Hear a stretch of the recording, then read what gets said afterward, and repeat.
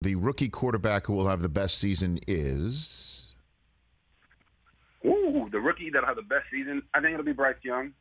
I think the support system he has around him with the coaches is phenomenal.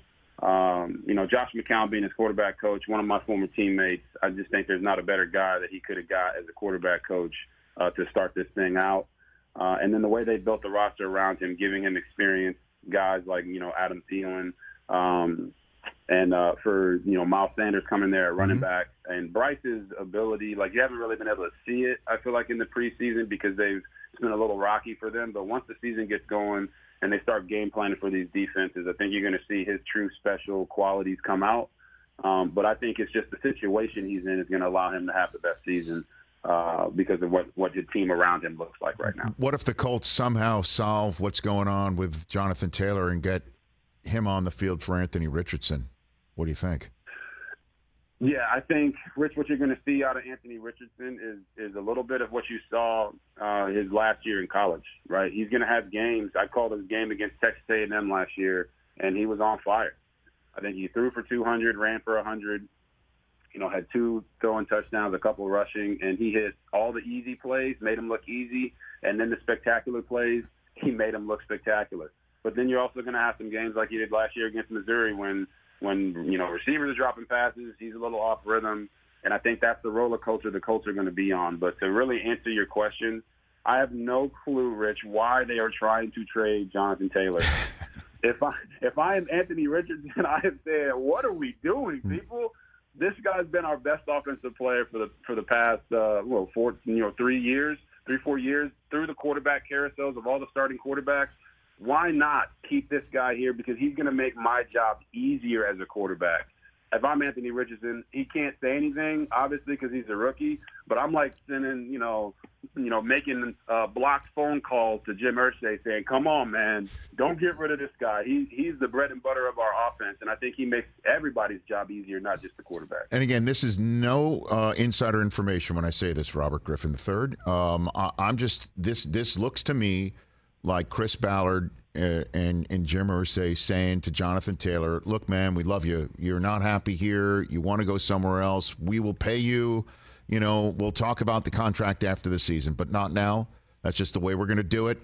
And if you don't like it and you say you want to be traded, well, there's the door.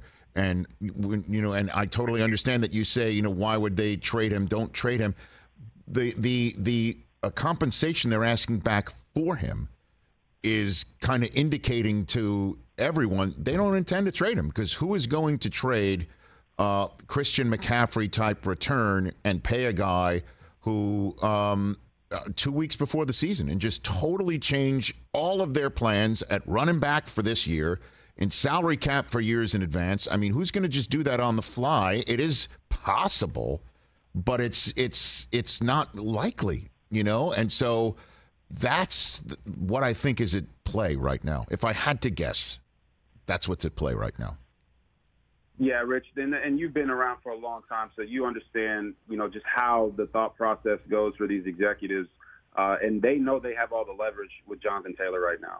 Because it's so close to the season, everything that you mentioned, it plays a part for sure. Because everybody else in the league seems to be pretty much set at the running back position. Mm-hmm. We were having conversations off air on Monday Night Countdown, and we're like, well, what are the best teams for Jonathan Taylor to go to that really would warrant that type of Christian McCaffrey return? And it was hard to find one that, they just really need a running back, and that'll put them over the top. Yes, Jonathan Taylor is one of the best running backs in the league, and he would be an upgrade for a lot of teams, but is he a necessary upgrade for the amount of draft capital you're going to have to give up? I don't really see that for a team right now. But, yes, he's in a bad spot.